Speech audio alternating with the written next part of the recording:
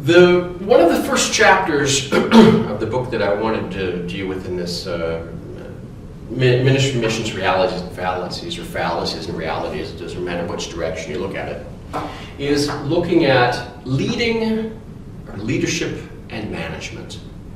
This is very misunderstood, both in business and industry and nonprofits, from my experience. And go watch my introduction about my experience in that as well in the video series. Not just the Bible and church aspects, but having worked in a lot of associations and industry, etc. So what I want to do is looking at the leadership by leading with a vision and managing people and projects. So that's what this chapter is about. And the first thing is we need to give the church body a vision and a sense of purpose. Yes, there is the purpose of being in Christ. Yes, we are saved by grace, by His blood.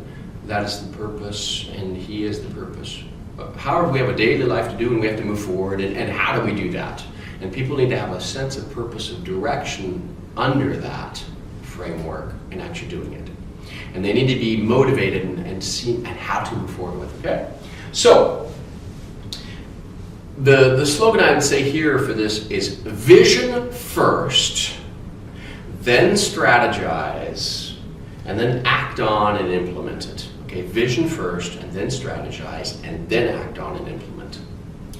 And one of them, if I take an analogy, and I want to make sure that I would say that a lot of churches say, oh, we can't talk about business or corporations or industry. That's not going to bring in church. It's not true. These are organizations. There are actually a lot of nonprofit organizations, large nonprofits and NGOs that they're nonprofit, just like churches, and they have to function with organizational management and change management issues. So they deal with it all the time. Same with governments. So, but what do they go through? What all these nonprofits go through in order to get through their critical growth phases and aspects. Okay, so let's look at some things that we've got in some downfalls of startup companies. We've got small churches start up, begin to grow, etc. Fast growth. And what do we have to note of some of the downfalls of startup companies and small companies is that they act before thinking. Okay, I've worked in several. They act too quickly. Okay, they don't take the time to think. Some do, and that's great, but some don't. And there's a phase of intense growth. They realize, and what's really important, they need to realize that they must outline their vision and strategy first before doing. Okay, if they're really good at doing it. Okay, then they need to do that. Then they head down any trail of making the things happen. Spend 80%. It's the Pareto triangle. Spend the 80% defining, doing it, and spend the 20% implementing and doing. Okay. That's usually what is stated. And then they need to really focus on teamwork. If you don't have a team that's working together in a small business, it's dead. I've seen them die afterwards, having been part of teams, and they don't know how to work together, and it just dies. Okay. So, if we take example from the churches that I've seen, that in the majority of cases, okay, that the church leaders, especially, and I'm talking about those that have been trained in theology, okay, so paid, usually full-time ministers, etc. So they can be priests, they can be bishops, pastors, ministers, ordained, that have been gone through a full training cycle of that have studied and worked in their Christian bubble, okay, and many of them, not all, but many of them have worked in the Christian bubble, gone through the schooling, done all that, and then come out they're not been in the real world. It's not true of everyone. I don't want to make a generalization too much, but I've seen too many of it. And then databases, and they need to know how to get people interested in the ideas and finding sponsors across the organization. Okay, so any church leaders that do not tap into the resources of the lay people and use that, and especially lay people have a significant amount of experience in business, industry, nonprofits, okay? And the risk when the lay people who have not, or the ordained ministers who have not worked in industry, not worked in any significant project management, and they proclaim themselves to be the experts on topics of organization, of management, of of leadership, of strategy, of vision, of implementation, logistics, they lose their credibility before people, in front of people that do have that experience and who really are the experts in the topics. So it's really important that the ordained ministers rely and work with people that have this experience and have counsels, etc. Okay? So leadership. Leadership is about vision and strategy. Okay? Management, on the other hand, is more about implementing that, or putting into place, or implementing that strategy, and about resource management. And resources involve people, they involve time, they involve money and finances, they involve projects, they involve hard materials and assets like instruments, like computers, like screens, the organ, the building. Those are all parts of resource management. And I want to make that clear distinction because a lot of people do not make the difference between leadership and management. And that's really important to do. Managing and leading, they see as the same thing, and they're not. So both are needed in any organization. Both are needed in any church or any mission, parachurch mission, or else it will die for any number of reasons. Okay, and I'm not going to go to all those. However, not all people are good leaders and good managers. Some are not good at either, okay, and that's possible. But some are good at one and not good at the other. And sometimes they're put into positions to do one and they're not good at it. So I want to try to explain this so that if you're put into a position where you're not doing it, at least you know the elements to be able to do that. And maybe to avoid putting people and electing them or asking them to do things in which they're not good at. And let's look at some key points to that. So very few tensions and conflicts and resulting problems that I have seen in this wide range of churches and missions that I've worked in, and all the different industries, and I'll talk about that too, but especially in the churches and in the missions, the very few of them that I have seen have been over these key fundamental doctrinal points, which I just mentioned, okay? And there are 8 to 10 of those doctrinal points. Anybody who finished seminary and Bible college has to sign all of them, okay? And however, the majority of the problems, and I would say all major problems, not just the majority of problems, but all of them that are major significant conflict problems, that I've seen and lived through have stemmed from the questions that are relating to to leadership and to management, issues that are related to that. And what does that mean? That means that those problems result from anything about what and why we are doing something, what and why we're doing something, how we are doing it, and when and where. Okay? So what and why we're doing something, how we're going to doing it, and when and where to do it. Majority of all the problems are about that. They're not about whether Jesus died on the cross and we're saved from our expiation of our sins, and whether or not the Holy Spirit is in us. It's not about that. It's about all these other, what some people call secondary, tertiary, but it's really not. These are actually organizational leadership and organizational management, leadership and management issues. Okay, so how do we go for it?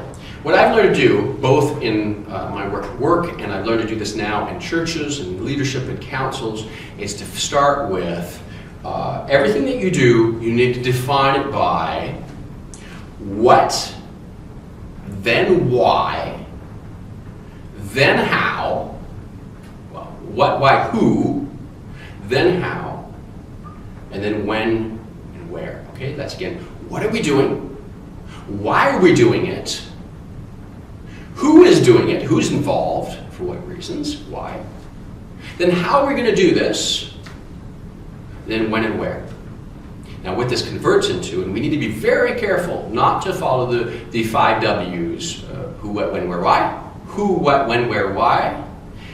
Don't follow it in that order. Do not follow it in that order. Follow in, as I said, what we're doing, why we're doing it, who is involved, in what aspects, then how we're going to do this, and then when and where. The reason for this is that the what and the why are vision. Who is participating is part of the vision. Then the how is actually how you're going to do and work on that vision and your strategy to do that and work it out. And then the when and the where are just the logistic aspects of making it happen. So that comes back to what I said at the very beginning. Start with the vision and strategize, then act on it and implement. Okay? So if you follow these things and if you make statements of everything you do and you put a little statement, what, why, who, how, when, where, and you define all of them with a sentence per one, 2 sentences, it helps keep focus. All right? So, leading and managing. If we want to do a quick test of what is leadership and what is management, here's my analogy of it, is that leading is that if you can take a Microsoft Excel sheet or a PowerPoint or a Word document, and you need to use that in order to be able to create lists and sub-lists and bullet points and maybe talking points or whatever, in order to explain something, in order to persuade somebody, in order to convince or motivate people to do it, and what you want to accomplish and why you're doing it, that is leading. Okay, because that's leadership. That's about vision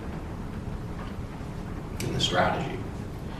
Managing is if you can use Microsoft Project, which can be used to determine how to get your task done.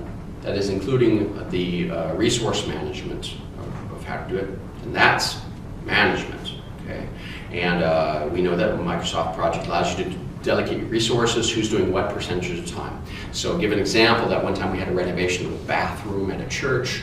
We actually renovated the church, but we wanted to look at the bathroom and the toilets and how to do it. And what I did is I actually took Microsoft Project and I broke it down into tasks and put it in Microsoft Project and said how much time, who needs to do how much, for how much, over a period of time, how many Saturdays, over a number of months, and broke it down, and that's simple management. But that's very different than just taking a bullet list of points and talking through them and convincing people to move forward. That's vision and strategy. Okay?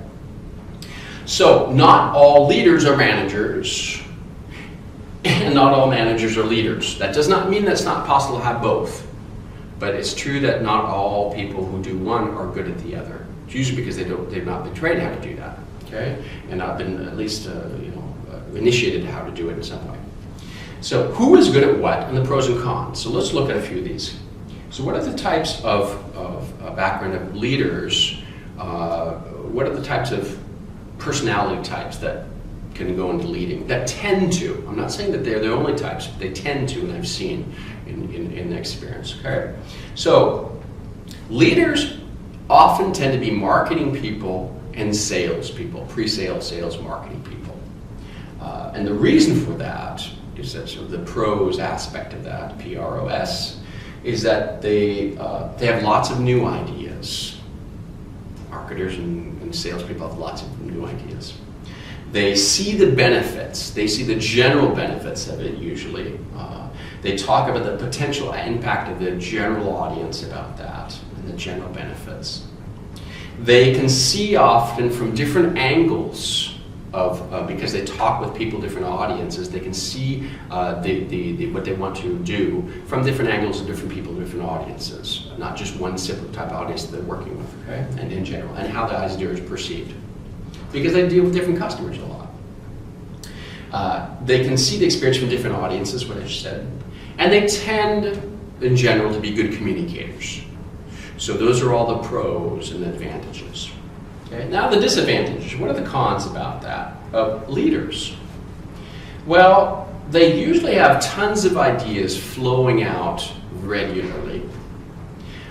They sometimes do not have a good method to tame or to channel their ideas. That can happen. They can often seem to be disorganized. Salespeople are usually some of the most disorganized people when I've been in sales teams before.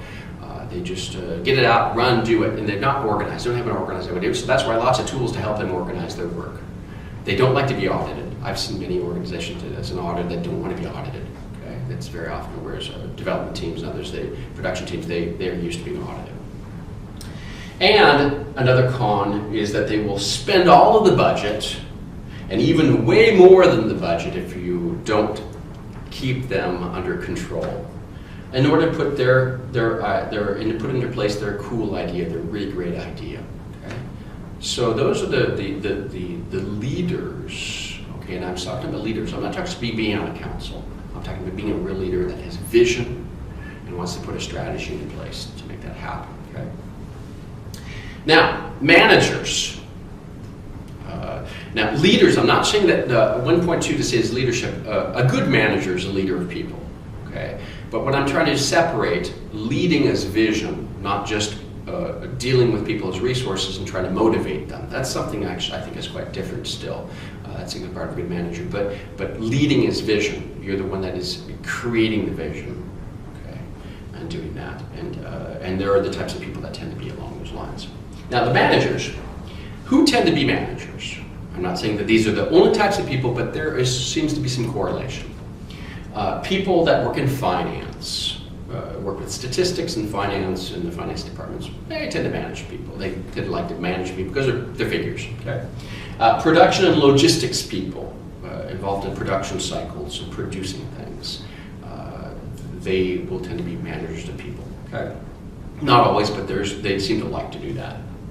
And they tend to become managers. Now, the pros, the advantages of that are the following. They are used to working with figures, with numbers, and they like it. Okay? They tend not to be humanities people. Okay? They tend to be people that have worked on some kind of science degree or business administration or something like that. They like the notion of accuracy, of precision, and of analytical thinking. Okay? The leaders want to summarize, just summary, but the managers, these people, they want to be very specific and show the people and execute on the task that you need to do and tell you what to do specifically. Okay? The managers of these types of personalities and backgrounds also do not like fuzziness or guessing. They don't like to just change things all the time. They like to plan ahead and know what they're going to be doing and working on. Okay, and they like to do it, and they like to stick to solid, hardcore facts. People like that will usually talk about the word fact. They use it a lot. The facts are this. The facts are that.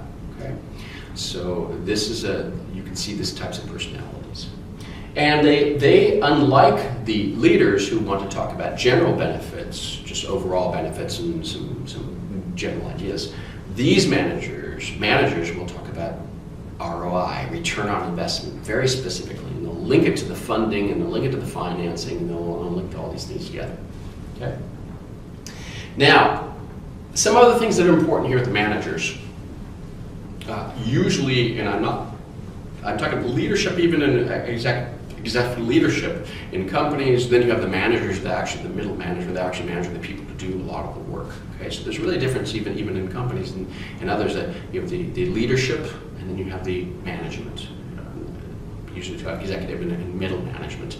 Okay, now managers at that level are usually not decision makers. Okay. I'm not saying they don't make decisions. I think they're not critical decision makers in key strategy and vision, okay? Strategic projects and that. They execute on what they've been told to execute on down the flow, okay? Kind of down the pipeline.